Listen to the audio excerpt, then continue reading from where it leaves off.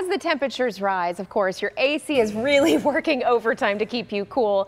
Saving money on those utility bills, that's at the top of everyone's mind right now. So here from Florida Power and Light is Tiffany Spence-Cox. Thanks for joining us. Thank you so much for having us. We're So really helpful grateful to be here. Thank you. So, okay, everybody loves to argue about this, but what is the temperature we should be putting on that thermostat? Okay, well, everyone's comfort level is different. So what we recommend for energy saving temperatures is when you're home, have your thermostat set to about 78. Okay. And when you leave, maybe we're at 82 or higher. And again, these are just for energy saving purposes. You know, again, people's comfort levels are different, but those are the standard recommendations to save money on that bill. Yeah, and of course we talk about changing the thermostats, but smart thermostats can actually do some of the work for us, right? They can. We have the smart thermostats, smartphones. So the smart thermostat can be connected to your smartphone. And let's say you have your thermostat set a little bit lower because that was your comfort level, and then you get ready to leave. And you're saying, oh my goodness, I did not turn the AC up a little bit to 80, 82. Right. So you pull out your smartphone, you control your smart thermostat, and then again, energy savings. That's really cool. There are a lot of those out on the market, so that's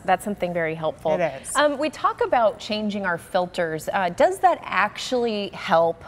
It does. Okay. Okay, this is one of those forgotten about tools. Right. In the AC, we kind of almost set it and forget it, but we want to remember to check these monthly because this is the driving force. This is the way the AC breathes, and when it gets clogged, your AC is breathing like this, and then it's pulling more energy, and then again, higher bills. So some filters may not need to be replaced monthly, but we just want to check them. So maybe when you get your bill, or if you get e-bill or bill from the mail, check it when you get your electric bill and say, oh yeah, that's right, let's go check that filter and see if it needs to be replaced. Yeah, inexpensive and nice and healthy, so that doesn't hurt. Okay, so what about those fans? Because a lot of us have ceiling fans to kind of keep the air moving. We do, and that's exactly what it is. Good point. It just keeps the air moving. The fan, it just makes you feel cooler. It does not change the temperature in the room, so we just want to remember, kind of just like lights, when you leave the room for an extended period of time, just turn the fan off because it's not changing the temperature. It just cools people. And that can save you a few bucks, right? That's correct. Okay. All right. Very good.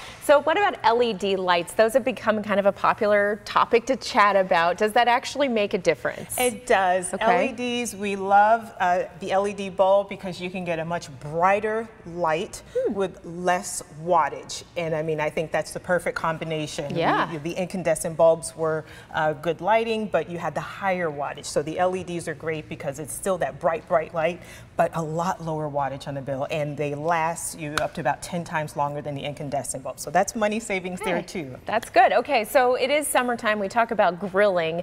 Obviously the oven, turning that on in the house gets kind of warm. Does that actually help us out though? We do. Yeah, grilling is a great way. You prepare your food. You don't have to heat the home. So grilling, it lets you bring all that heat, cook your food outside, and you don't have to heat the home, which again draws us back to the thermostat saying, wait a minute, it's warmer in here. I'm going to cycle on. So any grilling that you can do outside and not heat your home with the oven is always great. Is there any help for those folks who have a pool in their backyard? I mean, obviously a good way to cool down, jump in there, but what about working the pool? Yes, we recommend usually about 4 hours in the winter, 6 hours in the summer for run time.